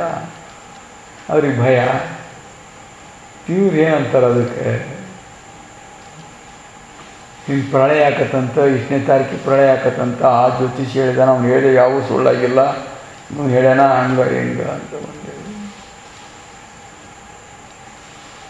ಯಾವಾಗ ಆಕತ್ತಂತ? 2ನೇ ತಾರೀಕು. ಅಯ್ಯೋ ನಾವು ದಿವಸ ಪ್ರಳಯ ಆಗೋದು ಅನುಭವಿಸ್ತಾ ಇದ್ದೇವೆ, ನಮಗೇನು ಆಗಿಲ್ಲ, ಯಾವಾಗೋ ಒಂದು ದಿವಸ ಆಗೋದಕ್ಕೆ ನಮಗೇನು ಭಯ ಇಲ್ಲಪ್ಪ. ನಮಗೆ ದಿವಸ ಹೆಂಗೆ ಪ್ರಳಯ ಆಕತಿ ಅಂದ್ರೆ ಮಕ್ಕಳು ನಿದ್ದೆತ್ತ ಪ್ರಳಯ ಆಗಿರ್ತತಿ, ಎದ್ದು ಕೂಡಲೇ ಮತ್ತೆ ಸೃಷ್ಟಿ ಆಕತಿ, ಮತ್ತು ದಿವಸ ಮಕ್ಕಂದಾಗೆ ಪ್ರಳಯ ಆಗಿಬಿಡ್ತೈತಿ. ಏನಿರ್ತತಿ ಏನಲ್ಲಿ, ನಾವೆಲ್ಲಿ ಮಕ್ಕಳಿರ್ತೇವೆ, ಏನಾಗಿದ್ದೀವಿ, ಏನು ಇರೋದಿಲ್ಲ, ಎಲ್ಲ ಪ್ರಳಯ ಆಗಿಬಿಡ್ತೈತಿ. ಎದ್ದು ಕೂಡಲೇ ಮತ್ತೆ ಸೃಷ್ಟಿ ಆಕತಿ. ನಮಗೆ ದಿವಸ ಪ್ರಳಯ, ದಿವಸ ಸೃಷ್ಟಿ ಆಕತಿ. ನಾವೇನು ರೂಢಿ ಆಗಿಬಿಡೋದು, ನಮ್ಗೆ ಅದೇನು ಭಯ ಇಲ್ಲ ಅಂತ. ನಿಮ್ಮದು ಎತ್ತರವಾಗಿ ಗುಡ್ಡದ ಮೇಲೆ ಇದ್ದೀರಿ, ಅದಕ್ಕೆ ನೀವು ಪ್ರಳಯ ಆದ್ರೂ ನಿಮ್ಮ ಹತ್ರನ ಬಂದುಬಿಡ್ತೇವೆ ಅಂದರು. ಬರ್ರಿ ಹಂಗಾರೆ ಇಲ್ಲೇ ಇರ್ರಿ, ಪ್ರಳಯ ಆಗೋ ದಿವಸ ಬಂದು. ಇಷ್ಟು ಭಯ ಅನ್ನತಕ್ಕಂಥದ್ದು. ನಾವು ಕ್ಷಣಕ್ಕೂ ಎಲ್ಲದಿಂದಲೂ ಭಯ ಪಡ್ತಾ ಇರ್ತೇವೆ. ಏನಾಕತ್ತೋ ಏನೋ. ಅದರಿಂದ ಏನಾಕತಿ, ಇದರಿಂದ ಏನಾಕತಿ, ಅವನಿಗೇನಾಕತಿ, ಇವನಿಗೇನಾಕತಿ, ಅಕ್ಕಿಗೇನಾಕತಿ, ಈಕಿಗೇನಾಕತಿ, ಬರೇ ಭಯ ಭಯ ಭಯ. ಅದರ ಸದ್ಗುರುವಿನ ಪೂರ್ಣವಾಗಿರುವಂಥ ಅನುಗ್ರಹ ಪಡೆದುಕೊಂಡವನಿಗೆ ಯಾವ ಥರ ಭಯನೂ ಆಗುವುದಿಲ್ಲ, ಕಾಲನ ಭಯನೂ ಕೂಡ ಅವನಿಗೆ ಆಗುವುದಿಲ್ಲ. ಆದ್ದರಿಂದ ಅವನು ಯಾವುದಕ್ಕೂ ಅಂಜಲಾರನವನು, ಅಂಜುವುದಿಲ್ಲ. ಆ ದೃಷ್ಟಿಯಿಂದ ಅಂತಹ ನಿರ್ಭಯವಾಗಿರುವಂಥ ನಿಜಾನಂದದ ಸ್ಥಿತಿಯಾಗಿರುವಂಥದ್ದನ್ನೇ ನಮಗೆ ಅನುಗ್ರಹಿಸು ಅಂಥೇಳಿ ತಾನು ಪ್ರಾರ್ಥಿಸಿಕೊಳ್ಳುವಂಥವನಾದನು. ಇಂಥದ್ದಕ್ಕೆ ಸಾಧನವಾಗಿರುವಂಥದ್ದು ಮೊದಲನೇ ಸಾಧನವೇ ಸತ್ಸಂಗ. ನೀನು ಚೆನ್ನಾಗಿ ಸತ್ಸಂಗ ಮಾಡು. ನೀನು ಸತ್ಸಂಗತ್ವೇ ನಿಸ್ಸಂಗತ್ವ, ನಿಸ್ಸಂಗತ್ವೇ ನಿರ್ಮೋಹತ್ವ, ನಿರ್ಮೋಹತ್ವೇ ನಿಶ್ಚಲತತ್ವ, ನಿಶ್ಚಲತತ್ವೇ ಜೀವನ್ಮುಕ್ತಿ ಅಂತೇಳಿ ನಿನ್ನ ಜೀವನ್ಮುಕ್ತಿಗೆ ಸಾಧನವಾಗಿರುವಂಥದ್ದು ಸತ್ಸಂಗ, ಸದ್ಗುರುವಿನ ಸಂಘ ಅಂತೇಳಿ. ಸತ್ಸಂಗ ಅಂದರೆ ನಮಗೆ ನಿಸ್ಸಂಗ ಮಾಡಬೇಕು, ಆ ಸಂಘದಿಂದ ನಿಸ್ಸಂಗವಾಗಬೇಕು. ಇನ್ನು ಯಾವ ಸಂಘ ಮಾಡಿದ್ರೂ ಕೂಡ ನಿಸ್ಸಂಗ ಆಗೇ ಇಲ್ಲ. ಯಾತ್ಯಾತ್ರ ಥರ ಸಂಘ ಮತ್ತೆ ಶುರುವಾಗೇ ಬಿಡ್ತದೆ. ತಪಸ್ಸು ಮಾಡಿದ ವಿಶ್ವಾಮಿತ್ರ, ಅವನಿಗೆ ಯಾವುದೋ ಒಂದು ಸಂಘ ಆಗಿಬಿಡ್ತು. ಅವನ ನಹುಷ ಯಜ್ಞ ಮಾಡಿದ 108, ಅವನಿಗೆ ಯಾವುದೋ ಒಂದು ಸಂಘ ಆಗಿ ಹೋಗ್ಬಿಡ್ತು. ಆಮೇಲೆ ನೋಡಿ ಅವರೆಲ್ಲ ಇತಿಹಾಸಗಳನ್ನು ಕಂಡ. ಅವನು ಭಸ್ಮಾಸುರ ವರ ಪಡ್ಕಂಡ, ಅವನಿಗೆ ಯಾವುದೋ ಸಂಘ ಆಗಿಬಿಡ್ತು. ಆಮೇಲೆ ಇವು ಪ್ರಸಿದ್ಧರಾದಂಥವ್ರು ಸಾಮಾನ್ಯರು ಕೂಡ ಅದೇ ರೀತಿಯಾಗಿರುವಂಥದ್ದು. ನಾವು ಮಾಡ್ತಕ್ಕಂಥ ಸಂಘದಿಂದ ನಿಸ್ಸಂಗ ಆದರೆ ಮಾತ್ರ ನಾವೇನು ಮಾಡ್ತೇವೆ ಸಾಧನ, ಅದರಿಂದ ನಿಸ್ಸಂಗತಿಗೆ ಹೋಗ್ತಿರ್ಬೇಕು ನಾವು. ಈಗ ಸತ್ಸಂಗಗಳು ಅಂತಕ್ಕಂಥವು ಬಹಳಷ್ಟು ಕಡೆಗೆ. ಆ ಸತ್ಸಂಗದಿಂದ ಮತ್ತಷ್ಟು ದುಸ್ಸಂಗಗಳು ಜಾಸ್ತಿ ಆಗ್ತಕ್ಕಂಥ ಪ್ರಸಂಗಗಳಾಗಿರುವಂಥವು. ಸತ್ಸಂಗದ ಮುಖವಾಡ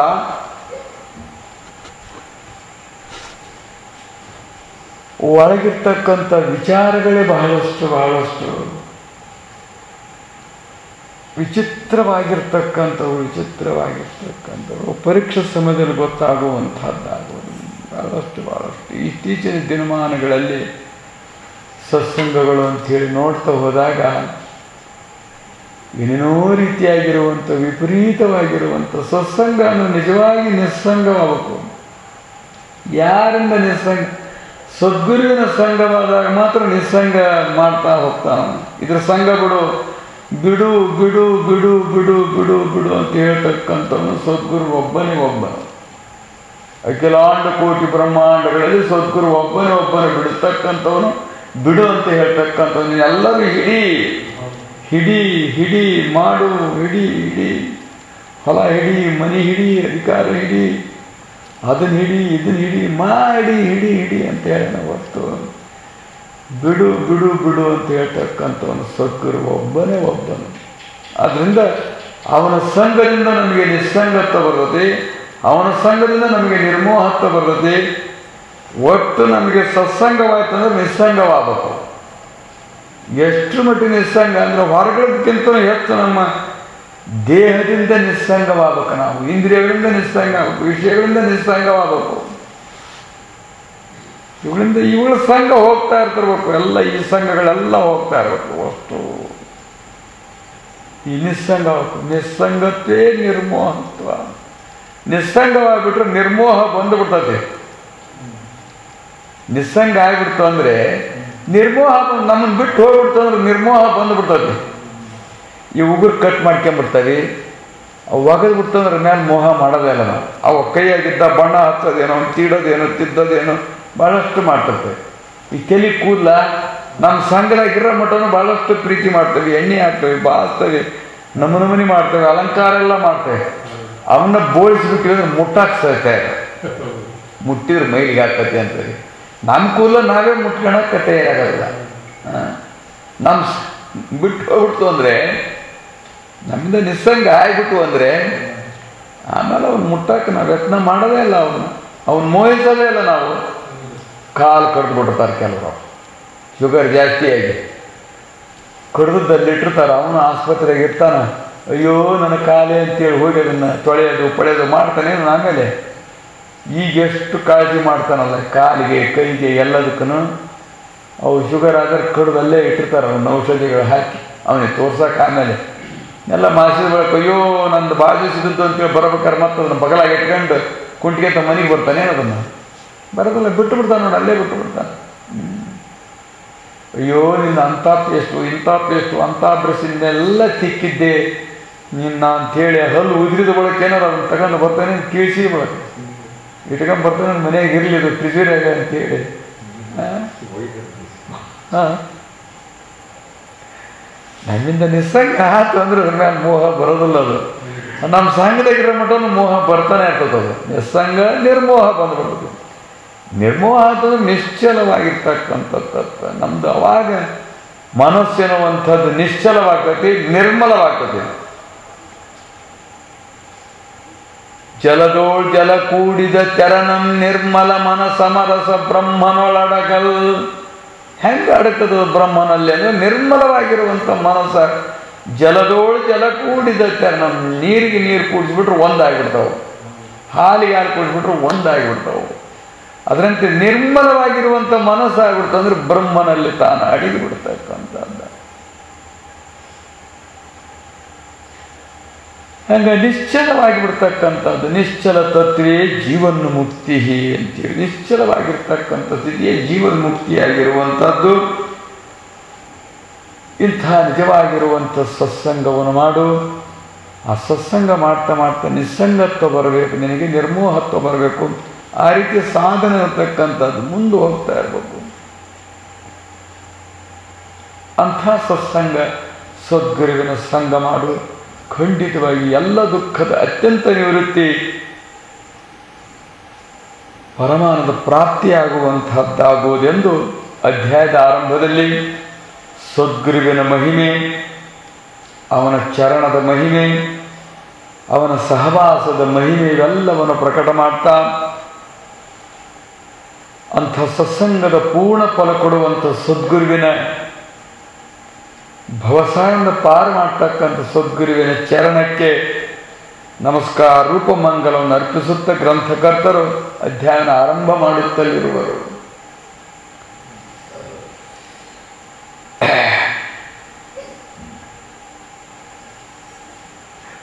ಮಹಾಕ್ಷೇತ್ರವಾದ ಹರಿದ್ವಾರದಲ್ಲಿ ಒಬ್ಬ ಬ್ರಾಹ್ಮಣನಾಗಿರ್ತಕ್ಕಂಥವನು, ಕೃಷ್ಣ ಎನ್ನತಕ್ಕಂಥ ಹೆಸರಿನ ಬಾಲಕನಾಗಿರ್ತಕ್ಕಂಥವನಾಗಿದ್ದನು. ಅವರ ತಂದೆ ತಾಯಿಗಳು ಶ್ರವಣ ಮಾಡ್ತಾ ಕೂತಿದ್ದಾಗ ತಾನು ಹೋಗಿ ಭಾಗವತ ಶ್ರವಣ ಮಾಡ್ತಾ ಇದ್ದದ್ದನ್ನು ಮಾಡ್ತಿದ್ರು. ಅವಾಗ ತಾನು ಹೋಗಿ ಕೂತ್ಕೊಂಡು ಬಹಳಷ್ಟು ಏಕಾಗ್ರತೆಯಿಂದ ಕೇಳ್ತಾ ಇದ್ದ. ಕೇಳಿ ಕೇಳಿ ಕೇಳಿ ಕೇಳಿ ಹಂಗ ಆಗಬೇಕು ನಾನು ಅಂಥೇಳಿ ಮನಸ್ಸಿನಲ್ಲಿ ಅವನಿಗೆ ಬಹುಜನ್ಮದ ಸಾಧನ ಸಂಸ್ಕಾರವಾಗಿರ್ತಕ್ಕಂಥದ್ದು. ನಾನು ಕಬೀರ್ನಂತೆ ಆಗಬೇಕು, ತುಳಸಿದಾಸನಂತೆ ಆಗಬೇಕು, ವಾಲ್ಮೀಕಿಯಂತೆ ಆಗಬೇಕು, ಎಲ್ಲರನ್ನು ಕೇಳ್ತಾ ಆ ರೀತಿ ಆಗಬೇಕು, ಆ ರೀತಿ ಆಗಬೇಕು ಅಂತೇಳಿ ಅವನಿಗೆ ಅಷ್ಟು ಉತ್ಸಾಹ ಬರ್ತಿತ್ತು, ಸಂತೋಷವಾಗ್ತಿತ್ತು. ನಾವೇನಾರ ಕೇಳಿ ನಮ್ಮಂತೆ ಕೇಳೋದು ಮಾಡ್ಕೋಬೇಕು ಅಂತಿರ್ತಾವೆ ಅಷ್ಟೇ. ಕೇಳಿದಂತೆ ನಾವಾಗಬೇಕು ಅನ್ನತಕ್ಕಂಥದ್ದಿಂದಲೇ ನಮ್ಮಂತೆ ಮಾಡ್ಕೋಬೇಕು ಆ ಕೇಳೋದ ಅನ್ನೋದೇ ನಮ್ಮ ಪ್ರವೃತ್ತಿ ಇರ್ತದೆ. ಅವನ ಹಂಗಲ್ಲ. ಆ ಭಾಗವತದಲ್ಲಿ ಬರ್ತಕ್ಕಂಥ ಎಲ್ಲ ದಿವ್ಯ ಪುರುಷರ ಸಾಧು ಸಂತರ ಸತ್ಪುರುಷರ ಚರ್ಚೆ ಕೇಳಿ ಅಂಥದ್ದನ್ನೇ ನಾನು ಪಡೆದುಕೊಳ್ಬೇಕು ಅನ್ನುವಂಥದ್ದು ಅವನಿಗೆ ಅಷ್ಟು ಸಂತೋಷವಾಗ್ತಾ ಇತ್ತು. ಯಾರಾದರೂ ಸಾಧು ಸಂತ ಸತ್ಪುರುಷರು ಕಂಡ್ರು ಅಂದರೆ ಅವ್ರು ಹೋಗಿದ್ದಲ್ಲಿ ಸೇವೆ ಮಾಡ್ತಿದ್ದ.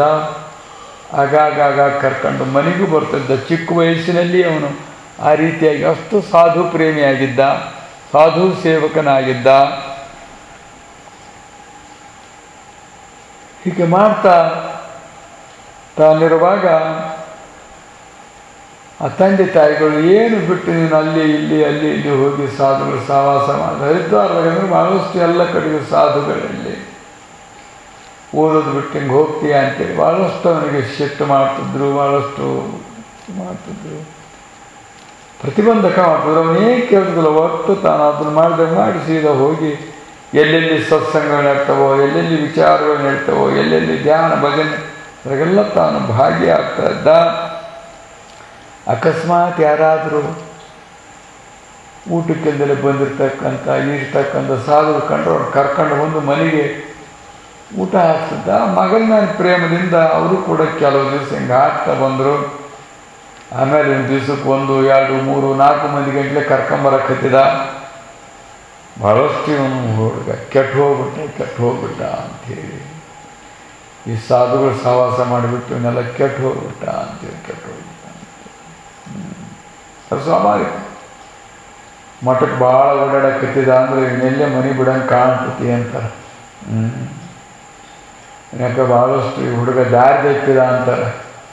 ಕುಡುಕಾದ್ರೆ ದಾರಿ ತಪ್ಪಿ ಅನ್ನಲ್ಲ, ಕೊಕ್ರಿ ಆದ್ರೆ ದಾರಿ ತಪ್ಪಿ ಅನ್ನೋದಿಲ್ಲ, ಪುಂಡಾದ್ರೆ ದಾರಿ ತಪ್ಪಿ ಅನ್ನೋದಿಲ್ಲ. ಇವರು ಮಠಕ್ಕೆ ಹೋಗಿ ಒಳ್ಳೆ ಸಾತ್ವಿಕ ಸಜ್ಜನಕ್ಕೆ ಸಂಸ್ಕಾರವನ್ನು ಪಡ್ಕೊಂಡು ಬರಕ್ಕೆ ಹೋದಂದ್ರೆ ಅದು ದಾರಿ ತಪ್ಪಿಡ್ದ ನನ್ನ ಮಗ. ನಮ್ಮ ಮಾತೆ ಕೇಳಿದ್ರು ಮಡ್ದಾಗ ಕೂತ್ಕೊಂತಾನ ಅಂತಾರೆ, ಸಾಧುಗಳು ಸಹವಾಸ ಮಾಡ್ತಾನೆ ಅಂತಾರೆ.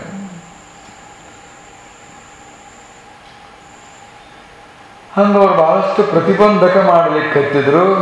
ಒಂದು ದಿವಸ ಒಂದು ಸಾಧುವಿಗೆ ಅವನು ಬರೀ ಹಾಲು ಕುಡಿದು ಜೀವಿಸೋದು ಅವನದೊಂದು ವ್ರತ, ಒಂದು ನಿಯಮ, ಬರೀ ಹಾಲನ್ನು ಮಾತ್ರ ಒಂದು ಹೊತ್ತು ಕುಡಿದು ಇರತಕ್ಕಂಥದ್ದು.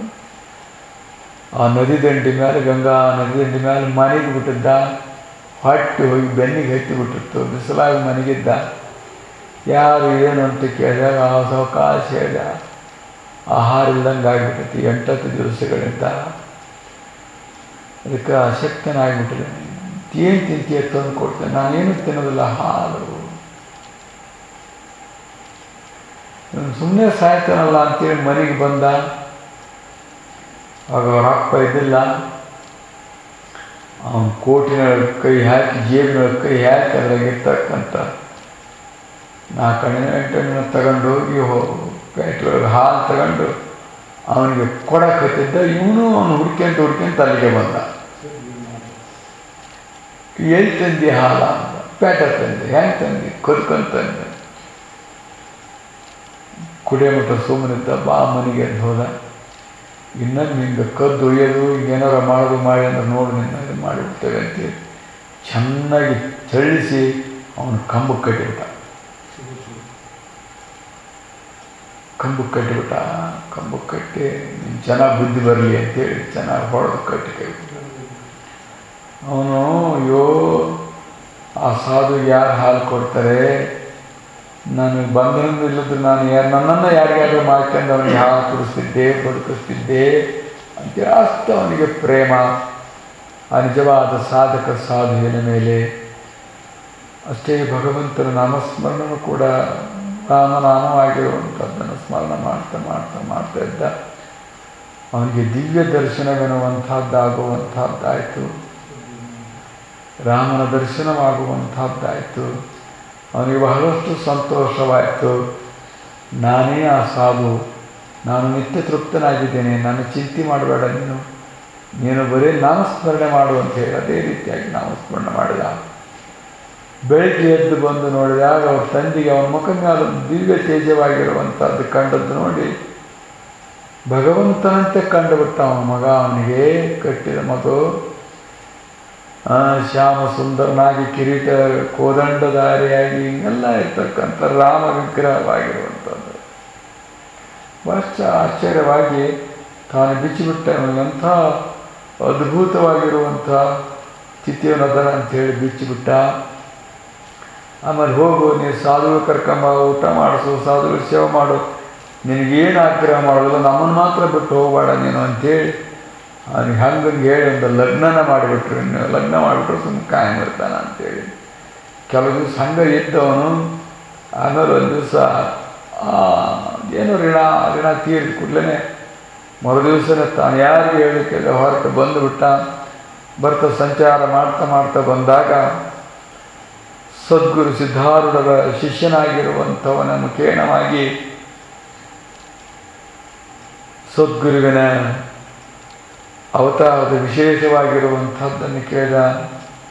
ಸಾಕ್ಷಾತ್ ಭರ್ಗೋ ನರಾಕೃತಿ ಆ ಭಗವಂತನೇ ಜೀವ ಉದ್ಧಾರಕ್ಕೋಸ್ಕರವಾಗಿ ಅವತರಿಸಿ ಹುಬ್ಬಳ್ಳಿಯಲ್ಲಿ ವಾಸವಾಗಿದ್ದಾನೆ.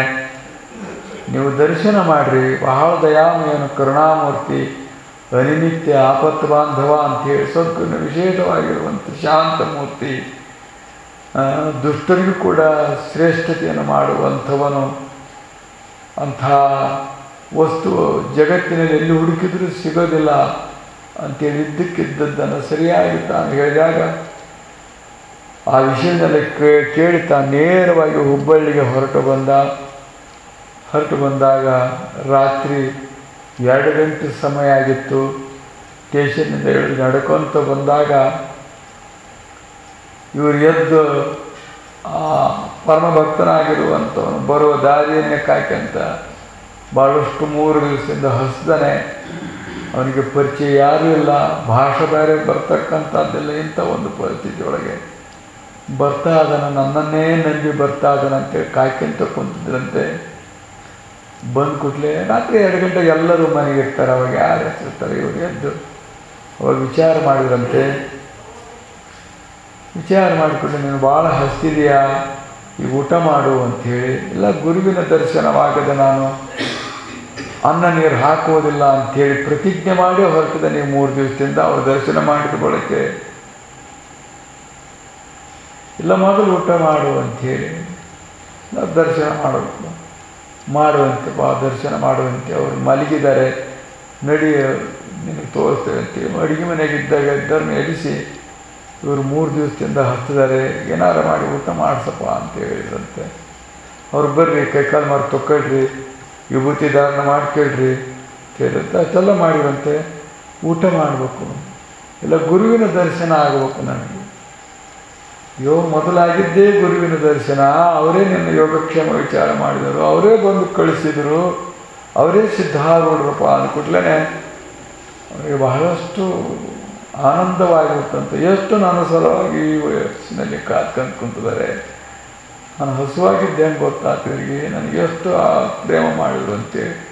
ಒಂದು ಉದ್ದಕ್ಕೆ ನಮಸ್ಕಾರ ಮಾಡಿ, ನನಗೆ ಗೊತ್ತಾಗಲಿಲ್ಲ, ಅಪರಾಧವಾಯಿತು, ಕ್ಷಮಿಸಬೇಕು ಅನ್ನೋದು. ಸರಿ, ಮತ್ತೆ ಅವರೇ ಕರ್ಕೊಂಡು ಬಂದರು. ಒಳಗೆ ಕರ್ಕೊಂಡು ಹೋದ್ರೆ ಅವತ್ತು ಪರೀಕ್ಷೆ ಸಮಯ, ಅಡುಗೆ ಮನೆಯೊಳಗೆ ಏನೂ ಇದ್ದಿದ್ದಿಲ್ಲಂತೆ. ಅವನು ನೀಡಿಸುವಂತ ಇವತ್ತೇನು ಉಳಿದಲ್ಲಿ ಎಲ್ಲ ತೊಳೆದಿಟ್ಬಿಟ್ಟಿದ್ದೇವೆ ಅಂತ ಹೇಳಿದಂತೆ.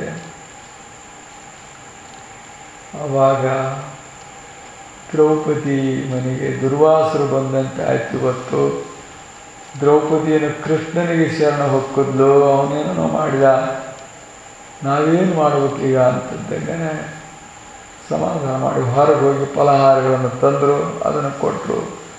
ಆನಂತರ ಸದ್ಗುರುವಿನ ಸನ್ನಿಧಿಯಲ್ಲಿ ತಾವಿದ್ದು ಆ ವೈಭವ, ಆ ಉಪದೇಶ ಅವೆಲ್ಲ ಕೇಳೋರಿಗೆ ಬಹಳಷ್ಟು ಸಂತೋಷವಾಗಿ ಅಲ್ಲಿದ್ದ ತಾವು ಮರಣ ಪರ್ಯಂತ ಅಲ್ಲೇ ಇದ್ದು ತಾವು ಅವರಿಂದ ದೀಕ್ಷೆ ಹೊಂದಿ ಗೋವಿಂದಾನಂದ ಪರಮಹಂಸ ಎನ್ನುವಂಥ ನಾಮಾಂಕಿತದಿಂದ ದಿವಸ ಕೀರ್ತನ ಮಾಡಬೇಕಲ್ಲಿ. ಗುರುವಿನ ಕೀರ್ತನ, ಶಾಸ್ತ್ರ ಚಿಂತನ, ಭಜನೆ, ಸೇವಾ ಇವನ್ನೆಲ್ಲ ಮಾಡ್ತಾ ಸದ್ಗುರುವಿನ ಪೂರ್ಣವಾಗಿರುವಂಥ ಪ್ರೇಮಾನುಗ್ರಹಕ್ಕೆ ಪಾತ್ರರಾಗಿ ಸರ್ವ ದುಃಖ ನಿವೃತ್ತಿ, ಪರಮಾನಂದ ಸುಖ ಪ್ರಾಪ್ತಿರೂಪವಾದ ಮೋಕ್ಷವನ್ನು ಹೊಂದಿದರು ಎಂಬಲ್ಲಿಗೆ ಸಿದ್ಧಾರೂಢ ಕಥಾಮೃತದೋಳು ಶ್ರವಣ ಮಾತ್ರದಿಂದ ಪಾಪಗಳನ್ನು ಭಸ್ಮ ಮಾಡುವಂಥ ಈ ಅಧ್ಯಾಯವನ್ನು ಶಿವದಾಸನ ಸದ್ಗುರುವಿನ ಚರಣಾರವಿಂದಗಳಲ್ಲಿ ಅರ್ಪಿಸಿರುವುದು. ಜೈ